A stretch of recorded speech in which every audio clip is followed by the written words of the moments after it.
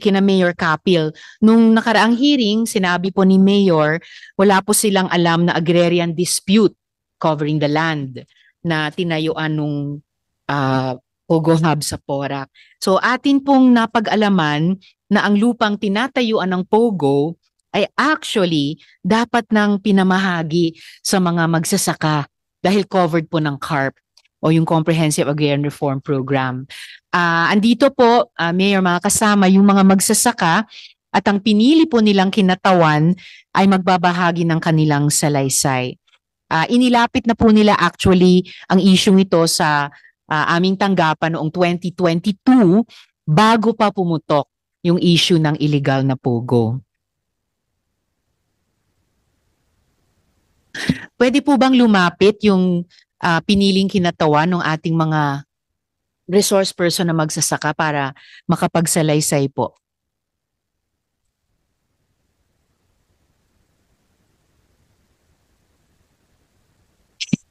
Yes, ma'am. Sino po yung magsasalita po para sa ating mga magsasaka? Opo. Kayo, so kayo ma'am ang magsasalita? Or kayo, sir? Okay po. Nakapanumpa po ba kayo kanina? Nakapagsumpa po kayo kanina? Okay. Kung pwede po, pangalanan nyo ang inyong sarili sa ating pong lahat, and then isalaysay po yung naging karanasan po ninyo sa lupang inaward na sa inyo ng DAR. Ako po pala si Manuel Ugalang po. Ilapit po sa mic. At sir, kung maaari po bang magtanggal ng mask para lang mas malinaw po namin kayo marinig. Sige po. Ako po pala si Manuel Ugalang na bilang farmers doon sa Barangay Santa Cruz sa Porac. Sige po, magpatuloy po.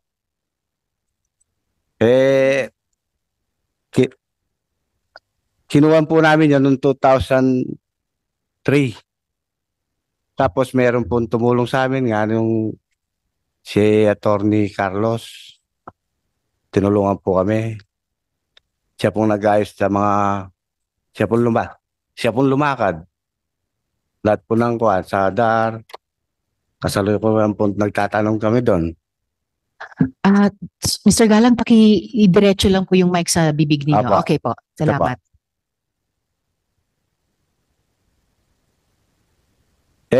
Balik 24 katao po kami doon sa Barangay Santa Cruz. Kasalukuyan po namin na nagtatanim doon. Tapos, yun na kuha niya pong Puerto Cruz yung lupa. Tapos nakuha niya. Tapos tinulungan po kami ni Attorney Carlos.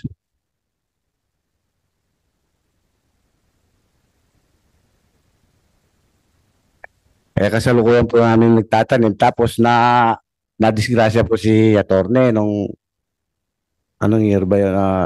19 nata. Na-ambush po. 2020, January 28. So, nung January 20, 2020 po. Sige po. Si Mr. Galang. Sige ma'am, si Mr. Galang na lang muna po magsalita. Pero nagtatanong na po kami doon sa loob. Siyempre, yung mga hortalano, gusto nila katahimikan po. Nung nadisgrasya nga po si Attorney, natakot po yung iba dahil lalo na dumami yung mga security doon sa loob. Pero yung wala pa po yung pogo noon. 2019, nung tinatayo yun, binabawal namin. Hindi namin alam kung anong tinatayo. Siyempre, may mga tanim po yung lupa. Pero marami na po kami naani doon. Ngayon, siyempre natakot po yung mga kasama namin dahil nadisgrasya nga si Attorney. Lalo na lumakas po ng loob yung mga security. Natakot din po kami kaya hindi na kami nakapasok. Pero marami po kaming tanim na naiwan doon na sinira.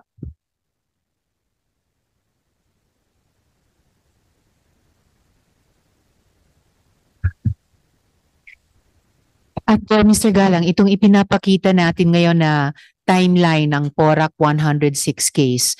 Kanino pong timeline ito? Galing po ba sa organisasyon ninyo? Madam Chair, the timeline. Could you please identify yourself, ma'am? Good afternoon, Madam Chair and members of this honorable committee. My name is Ron Fatima Gantan. I'm the researcher of the United Filipino Against Crime and Corruption.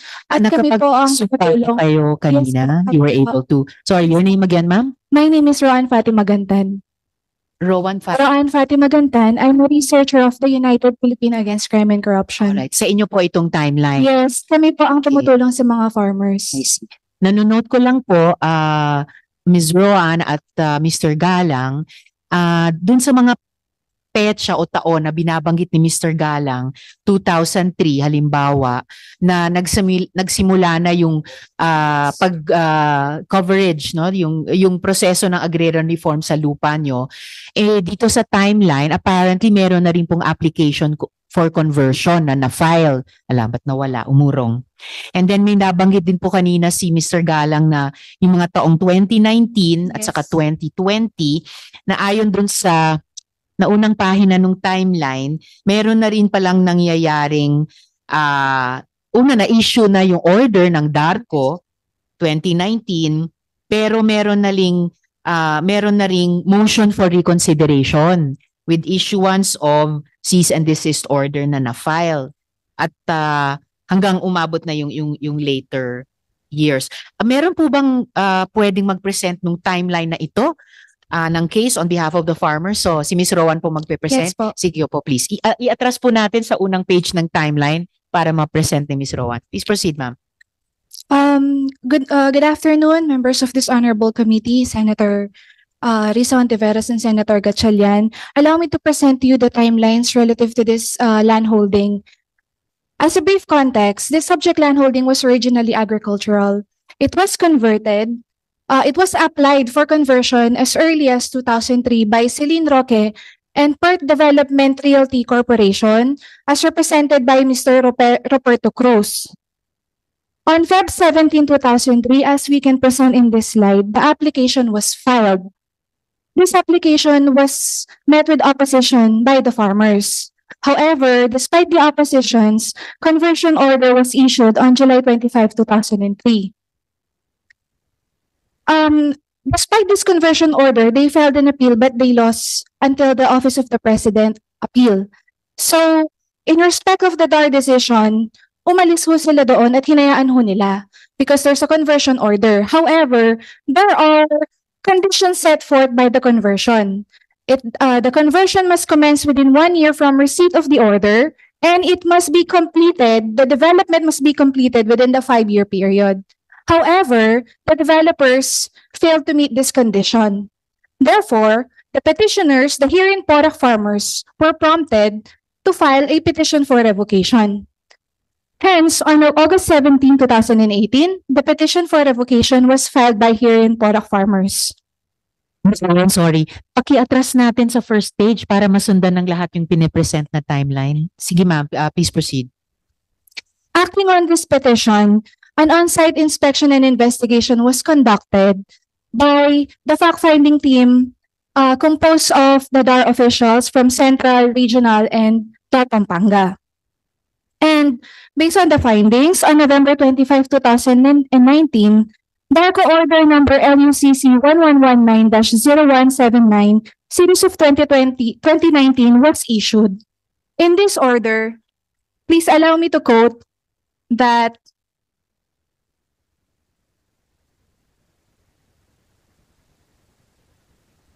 it was mandated in this order that the undeveloped portion of this landholding will be the subject of COP coverage and to be distributed to qualified farmer beneficiaries. So therefore, the PARPO 2 was mandated to segregate the undeveloped portion from the developed portion. This order was met with the other party filed motion for reconsideration with issuance of CDO. However, the same was denied in the DARCO Order LUCC 0122-0624 Series of 2022. It held the former 2019 decision. On February 17, 2022, the notice of appeal was filed by Celine Roque et al. And it was filed at the Office of the President. On the second slide, you will see that as early as August 30, 2022, the OPAC requested the immediate implementation of the DARCO orders. However, the following day, August 31, 2022, Papo Sagampud replied, and he said that they cannot implement it because there's a pending OP appeal. Hence, on September 4, the OPAC replied in his letter citing DAR A05 series of 2014 stating that when there's a notice to appeal filed at the Office of the President, the Office of the Secretary through the Undersecretary for Field Operation Office must issue a directive to proceed. So acting on the request, on September 19, 2022, a directive to proceed was issued by Undersecretary Casel Celeste. 2 days later, September 21, 2022, a notice to proceed was issued by PARPO 2. And on November 2, 2022, timelines and the budget were submitted. As they requested for the approval of the budget, they indicated in their report that the subject for coverage is 46 hectares and the target date of distribution of titles and installation of farmers is August of 2023. On November 25, 2022, UPAC requested the transfer of the implementation due to alleged connivance of DAR Pampanga with Puerto Cruz. One of the farmers reported to us that Mr. Puerto Cruz, Papo Sagampud, and Mr. Jun Magtoto was seen having a meeting with Roberto Cruz, and it was alleged and told that walang pera sa mga magsasaka, pero kay Puerto Cruz meron. So, dito tayo. On December 6, 2022, our request to transfer the implementation was declined by Yusek Galit. On February 16, 2023, the OPAC requested for the issuance of a cease and desist order because, as reported by the farmers, the developers did not stop developing the land despite the order stating that the conversion order was revoked.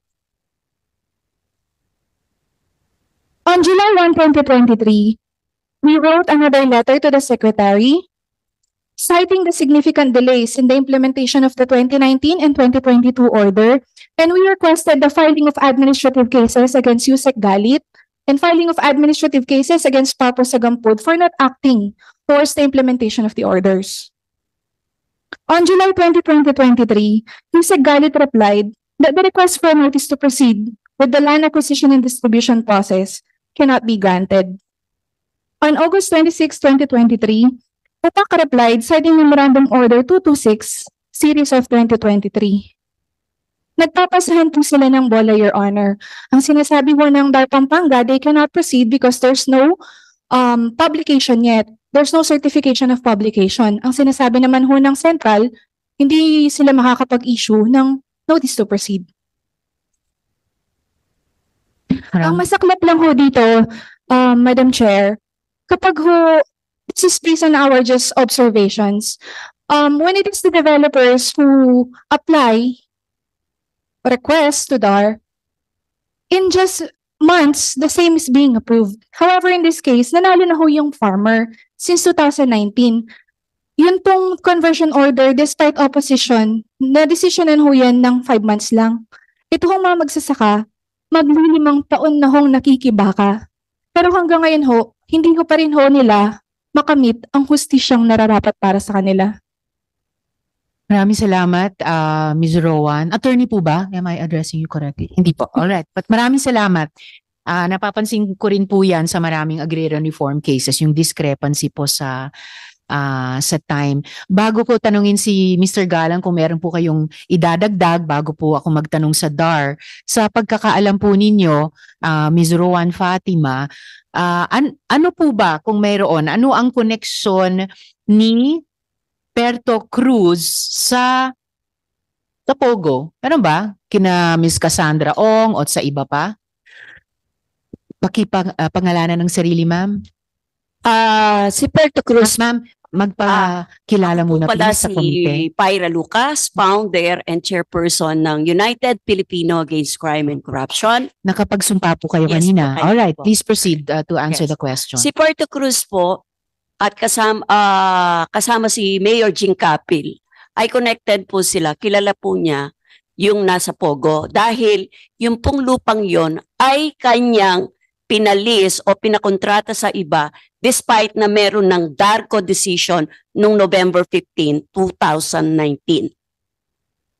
Salamat Ms. Pyra. Mamaya magtatanong din po kami kay Mayor Capil para mabigay din nila yung kanilang panig kaugnay nitong kina Puerto Cruz, si Cassandra Ong at Pogo. Pero sundin muna natin yung issue particular sa DAR. Bago po ako dumako sa DAR, Mr. Galang, meron po ba kayong idaragdag mula sa PORAC 106? Sabihin mo, implement. Yun lamang po. Yun lamang po. Alright, maraming salamat po, Ninoong Galang. Pwede po bang magtanong kay Yusek Galit para sa DAR? Dahil po nabanggit din naman po yung pangalan po ninyo. So Yusek, do you confirm that on 15th November 2019, DAR Central Office issued DARCO Order Number LUCC 1119-0179 Series of 2019? Ito pong ipa-flash ko ngayon. Una sa lahat, Madam Chair, Honorable Senator Risa, magandang umaga po sa inyo at sa lahat po ng membro ng Senado. At una sa lahat, Madam Risa, nagpapasalamat ako sa wakas nakita ko rin on a face-to-face basis si Ms. Pyra Lucas. Kilala ko lang siya sa pangalan. Oo. Bago ko po sagutin niya na Madam Risa, gusto ko lang po i-correct yung isang binanggit niya na Administrative Order number 5 according to her series of 2014. Sa tingin ko po, yung Administrative Order number 5 na yan, hindi yan 2014, kundi Administrative Order number 5 series of 2017. Okay. Well noted po. Okay. So, Mapatungkol po paki-confirm doon- na lang po kung Mapatungkol po doon ito sa bang kasagutan DARCO ninyo, order ay Madam Risa. issue. Yung pong sinasabi lang na 2019 order, parang base sa record yun, yan po yata yung order of revocation. Ipakikita ko po muli para ma-validate natin kung yan ba ay order of revocation. Paki-flash po natin yung DARCO order dated 15th November 2019.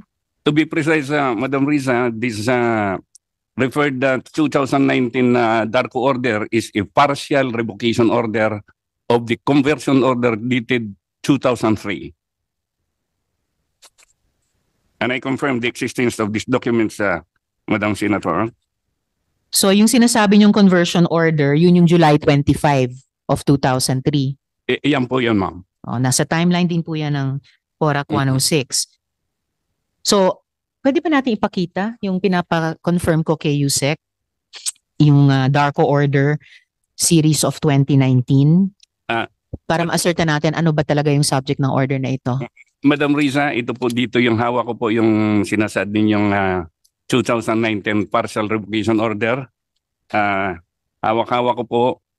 Nagsasaad po ito ng partial revocation doon po sa original na 106 hectares na dating subject matter of the approval ng conversion order.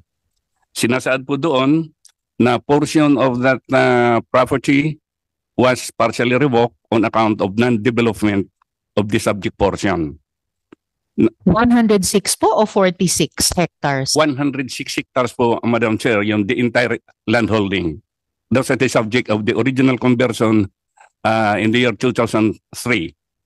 That is 106 hectares, 0.4001. Nakapaloob doon yung 46 hectares na pinresent po ng PORAC 106. Yung out of that 106 hectares, Madam Chair, 60 hectares more or less was fully developed, necessarily occupied by Royal Golf Course, while the alleged 40 hectares, Madam Chair, remains undeveloped. Alright. Pwede na ba nating i-flash yung, nasaan na ba yun? Yung ano, DARCO order number LUCC 1119-0179 series of 2019. Pardon, Madam Chair. Okay, so kino-confirm nyo po Yusek Galit na in-issue yan ng DAR Central. Confirm po, Madam Chair. On records po yan ng DAR, Madam Chair. So you're confirming that this is the order. At ito dahil kino-confirm nyo po na ito mismo yung order, ito po mismo ang nakalagay. At ang title, kasama sa title, declaring that the remaining undeveloped lands be subject of CARP. Tama po ba? Eksakto po, accurate po yung sinabi niya, Madam Chair. Tama po. Ngayon po, Yusek Galit, na-reverse po ba yung order na ito? May cease and desist ba from executing the order? Madam Chair, ito pong sinasabi natin na 2019 partial revocation order, Madam Chair, is still pending with the Office of the President on account of the appeal filed, Madam Chair, by the owners of the subject land holdings. Pero sa pagkaalam ko po, Yusek Galit, kung ang sasabihin natin na ang sitwasyon natin ngayon ay ganito dahil may pending appeal sa OP, dapat patuloy pa din yung LAD process hanggang sa issuance ng RP title. Madam Chair, napakaganda po ng inyong sinabi para mabigyan ko po ng oportunidad na i-clear po dito sa kagalang-galang na Senado yung mga overlapping ng mga issuances ng mga administrative orders. Kasama na po, Madam Chair, yung statute na kung tagarian natin ay Republic Act 6657. Opo, sa Republic Act 6657, nakasaad po sa Section 16 na magpapatuloy po ang LAD process up to the issuance of RP title. In case na nagkaroon po ng appeal sa Office of the President, ihinto po hanggang doon sa issuance ng RP title, ang installation at saka yung CLOA distributions ay pansamantalang ihinto hanggang walang decision ang Office of the President. Pero at least po, Yusek, kinonfirm nyo na kahit may appeal sa OP, magpapatuloy yung proseso hanggang sa issuance ng RP title. And in the meantime, kahit habang nakapending pa sa OP noon, hindi po ba totoo, tulad ng nakita yata natin sa timeline, there was a subsequent order dated 2022 which affirmed the 2019 order and denied the request for cease and desist, di po ba? Tama po yun na, Madam Chair, kasi nung panahon na yun, wala pa pong appeal. Niresolve po muna yung motion for consideration na i-final ng landowners. Ito po si Len Roque, represented by Roberto Cruz. The developer is PERT Development Corporation, Madam Chair. So but given yung subsequent order nung 2022, affirming the 2019 order and denying the request for cease and desist, dapat nagpatuloy po yung land acquisition and distribution, yung installation po ng agrarian reform beneficiaries. Okay, Madam Chair, kung mabibigyan niyo ako ng panahon kahit na 1 minute lang, liliwanagin ko po yung mga administrative order issuances. Yung pong tinutukoy niya na administrative order number 5, series of 2017, iyan po ay inisyo ng dating former secretary si Kapaing Mariano. Ang substance po ng order na yon, tuloy-tuloy po ang LAD process up to the installation. Subsequently, however, Madam Chair, there was another administrative order, number 6, series of the same year, 2017, that suspended the subject provision of EO number 5. And eventually, Madam Chair, EO2, series of 2020, likewise issued, Madam Chair, which clearly dictated in no uncertain words that the subject LAD process habang pending po doon sa Office of the President cannot proceed. At ito po, Madam Chair, ay sinusuportahan din yun ng administrative order naman na inisyo naman ng Office of the President kung tawagin Administrative Order number 22 series of 2011 na kung nakapinding ang appeal sa Office of the President, hindi po pwede magpatuloy ang execution. May RP title na po ba o wala, Yusek? Wala pa pong RP title ito, Madam Chair, kasi the truth of the matter, this is not a case of an original notice of coverage. This is a case of an original conversion order which later, on account of alleged non-development of some portion of the subject land holdings, was partially revoked. Pero po yung conversion order at conversion process, diametrically opposed dun sa proseso na magbubunga ng RP title at eventually installation ng farmer beneficiaries. Nabanggit nyo po kanina, USEC, Galit, yung AO2 series of 2020. Reference ko rin po iyon sa ganitong pagtatanong, pati yung Memorandum Circular 226. At kung may RP title na, eventually kung may RP title na, syempre, kanselado na ang title pabor sa original owner. At hindi na sila pwedeng pumasok sa kahit anong agreement over the land. And certainly, hindi sana pwedeng makapagpatayo ng higit sa 40 na mga villas na pangpogo, hindi po ba? Kung MC226, Madam Chair, pagpauminan po ako doon sa MC226 na yan, that was issued, Madam Chair, by UC Quezon Celeste, Madam Chair. When it comes, Madam Chair, to matters of national policy, it is the Secretary who has the exclusive authority, Madam Chair, to issue memorandum circular. Another thing, Madam Chair, ito pong MC226, Madam Chair, tulad ng sinabi ko, this was supposedly superseded, Madam Chair, render ineffectual on account of the Administrative Order number 6, series of 2017, Administrative Order number 2, series of 2020. Now, dito po sa, Madam Chair, sa Administrative Order 02-2020, napakaliwanag po dito na ang pagka ang isang usapin na katulad po ng revocation order ay inappeal sa Office of the President, hindi po pwede magpatuloy ang DAR sa kanilang mga proseso. Ang order po sa amin ng aming kagalang-galang na kalihim ay to uphold the law, but in case of any doubt, Madam Chair, which I fully agree, always renders in favor of the farmers. That is our position, Madam Chair. Dahil gano'n naman yung position ng DAR na ina-affirm nyo, USEC. O sige, kahit AO2 series of 2020 na lang yung pagbasihan natin. Kailangan may RP title. Kailangan makumpleto yung prosesong iyon. Ito nga po, Madam Chair, kasi kakaibang usapin po ito. Tulad ng sinabi ko kanina, kakaiba po ito kung ang original na pinag-usapan ay notice of coverage. Ito po dito, Madam Chair, is revocation order. Wala pa po talaga dito actual land process na nangyayari. Gawa ng probably on account of the giving respect, Your Honor, to the pendency of the appeal before the Office of the President. Pero may ironic situation po, Yusek, ang nangyari dito sa sitwasyon ni na Mr. Galang. Hindi pwede magpatuloy ang DAR, pero pwede gumawa ng POGO. Bakit ganun po ang nangyari? Madam Chair, maganda rin po yung katanungan ninyo kasi nga ito nga pong POGO, base po sa record sa mga dokumento na nandito po sa DAR, Madam Chair, hindi nga rin po namin makumpirma kung iyan ay talaga ay nasa loob ng 106 converted area. Unang-una po, Madam Chair, doon po sa panahon na yung conversion order kasi ng series of 2003, iyon po ay final and executory. As a matter of fact, partially executed na po. Since partially executed na po doon, Madam Chair, momentarily po yung jurisdiction po doon ng DAR is temporarily divested. Naku, Yusek naman, akala ko ang bawat department seloso sa sariling jurisdiction at mandate niya.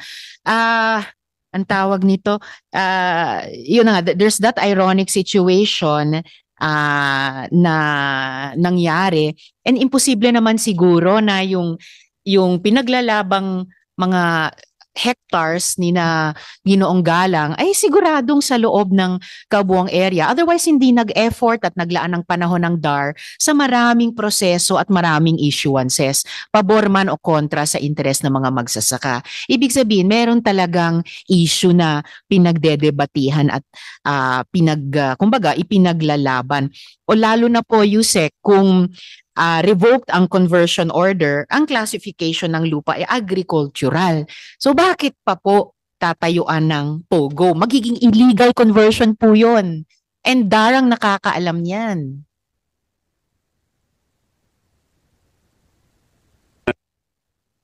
Observation ng ating Madam Chairman.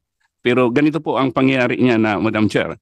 The moment a conversion order is issued by the DAR, Madam Chair, and the subject property is developed whether into residential, commercial, or in this particular case, this is partly eco zone, tourism zone. The moment na it was ordered, that order attains finality, the jurisdiction over that particular land holdings, Madam Chair, is momentarily relegated, Your Honors, to the regulating officers, regulating agencies such as the LGU and the DSOD. The issue about the agrarian law implementation cases disaffirmed in that particular instance, Madam Chair. Naging non-agricultural na kasi yung property.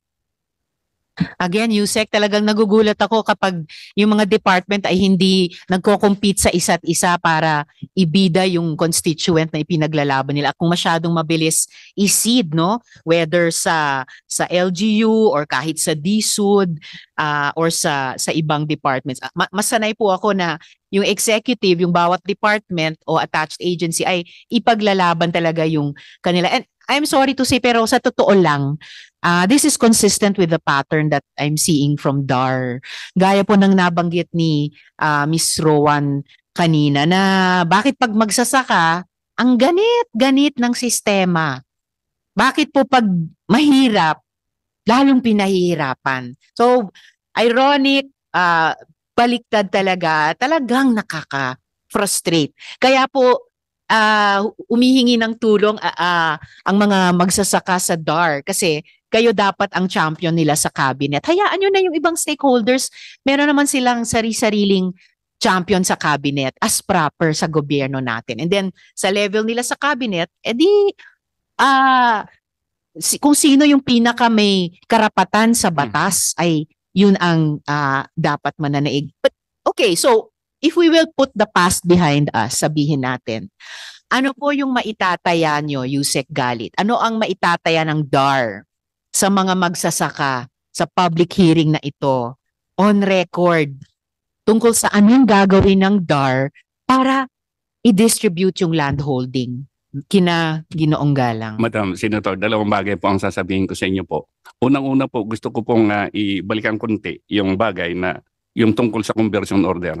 Kung mapapansin po natin, Madam Chair, sa Section 16 ng Republic Act 6657, ang binibigyan din po doon, Madam Chair, ng pagkakataon, ng karapatan na mag-apply for conversion ay maski po yung mga magsasaka na binigyan na ng CLOA, provided na naka 5 years na sila, they have the right to apply for conversion.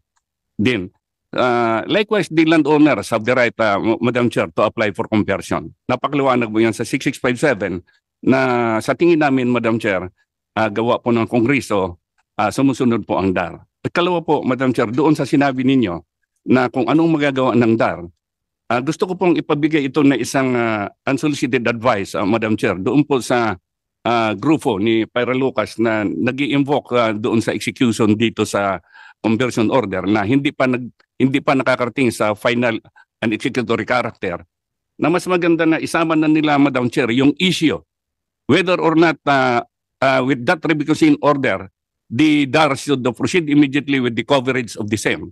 Because, Madam Chair, dalawa pong provision din ng batas ang nagsasalimbayan dyan. Yung Section 30 ng Republic Act 970 at saka yung Section 5 na nag-avail at saka Section 7 na nag-modified po, Madam Chair, doon sa Section 22 naman ng 6657 na kung sakasakali po, Madam Chair, nagkaroon po ng appeal, ulitin ko, bagamat medyo nauulit ko itong bahaging ito para lang to underscore a proposition. The moment po na nagkaroon ng appeal at nakapinding po sa Office of the President, hindi po kami nakakapunta kaagad, Madam Chair, doon sa dalawang stages pa remaining, which are the issuances of CLOAs and the installation of the farmers. These two are the remaining aspects in any coverage proceedings. But nonetheless, kapag nahinog na yung RP title, hindi din na pwedeng i-convert yan. And hindi naman conversion order ang interest ng magsasaka eh. Mapasaka nila nga yung lupa nila at masaka nila, hindi i-convert sa ibang use. At yung landowner, hindi na siya landowner, dating landowner na siya. So once dapat at ito I'm hoping mas dark kesa pa sa amin dito sa Senado. Once ma-determine nyo na qualified agrarian reform beneficiaries, dapat pinaglalaban nyo hanggang sa huli. Sorry sir, hindi ako humiling kanina ng unsolicited advice nyo kina Ms. Pyra.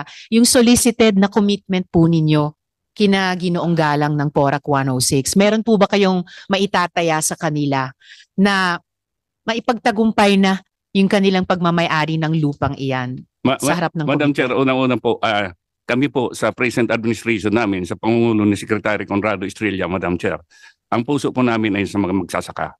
Katunayan, Madam Chair, napakarami na namin decision, foremost of which, Madam Chair, yung decision namin sa Barangay Tinang, na kung saan 35 years in the making ng adjudication, hindi na tapos, tinapos namin sa loob lamang, Madam Chair, ng 3 buwan.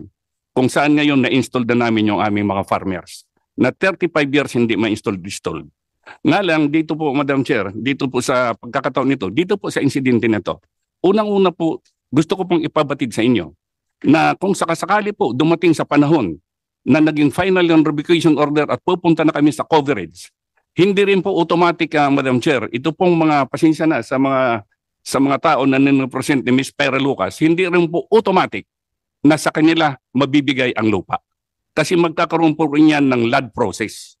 Magkakaroon po yan ng land evaluation, identification kung karapat-dapat ka ba na magsasaka para sa award ng lupa.